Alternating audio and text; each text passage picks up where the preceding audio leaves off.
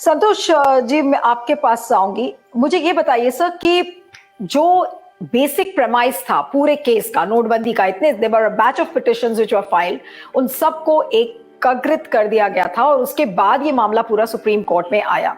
ये कहा गया कि पब्लिक डोमेन में डॉक्यूमेंट्स रखे जाएंगे।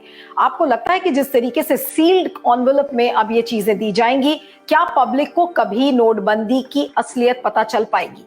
लोग तो क्वेश्चन कर रहे हैं, transparency activists are also raising their voices, all across people are talking about that as to why the government took this decision of demonetization. But क्या असलियत पता चल पाएगी कि मोदी सरकार ने ये एक मनमाना फैसला लिया था? शक ये है कि असलियत न पता चले, क्योंकि कोर्ट ने इन डॉक्यूमेंट्स को शुरू से नहीं मांगा। इसके बावजूद कि चिदम्बरम साहब जो डिमोनेटाइजेशन के मुद्दे को पे सवालिया निशान उठा रहे हैं और हम सभी उठा रहे हैं, उन डॉक्यूमेंट्स के बारे में कोई भी चर्चा अभी तक नहीं हुई। इसके अलावा कि सील डॉक्यूमेंट दिया जाएगा। सील डॉक्यूमेंट क्यों दिया जाएगा? पहली बात तो ये डॉक्यूमेंट्स पहले क्यों नहीं दिए गए? इसके बावजूद कि एक पार्टी मांग रही है कि इनको डॉक्यूमेंट्स को प्रेजेंट किया जाए, और जब ये साफ है कि सरकार का जो एफिडेविट है जो पब्लिक डोमेन में है वो असली सवालों पे जवाब नहीं दे पा रहा है, और कोर्ट ने भी, जैसे आपने बहुत सही कहा और विवेक जी भी सही कह रहे हैं, कि कोर्ट ने क्यों नहीं इंसिस्ट किया कि ये डॉक्यूमेंट्स आपको पहले देने चाहिए थे और नहीं दिए हैं, तो आप सील डॉक्यूमेंट क्यों दे रहे हैं? अब ये तो पता चलेगा जजमेंट जब आएगा कि उन सील डॉक्यूमेंट्स में क्या प्रदान किया गया जजेस को, क्योंकि जजेस शायद डॉक्यूमेंट्स देने की जो प्रक्रिया है, राफेल का जब केस चल रहा था उस समय भी इसी तरीके की बातें सामने आई थी। एक इतना इंपॉर्टेंट पब्लिक मैटर अगर कोर्ट में चल रहा है, उसमें आप डॉक्यूमेंट सील्ड एनवेलप में दे रहे हैं और कोर्ट उसको आराम से मान रहा है। Court is not raising any objection. What does it really tell you?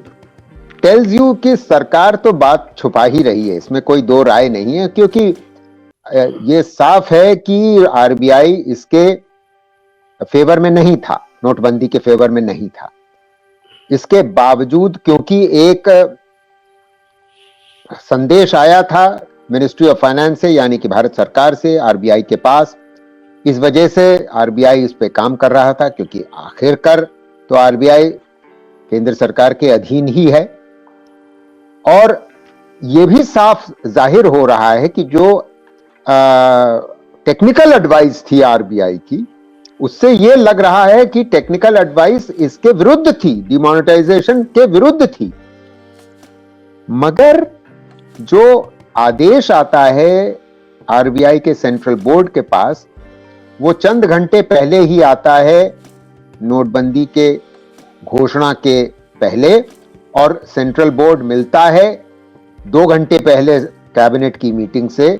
8 बजे कैबिनेट की मीटिंग या उससे पहले होती है जिसमें निर्णय होता है, और उससे थोड़ा ही पहले सेंट्रल बोर्ड मिलता है। और सेंट्रल बोर्ड में सरकार के नुमाइंदे जो हैं वो बहुतायत में हैं, उनका बाहुल्य है, they are dominant in the central board.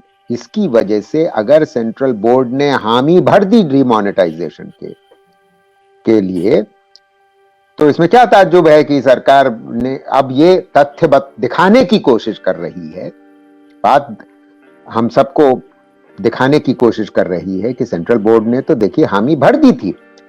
मगर बहुत अच्छे सवाल उठे हैं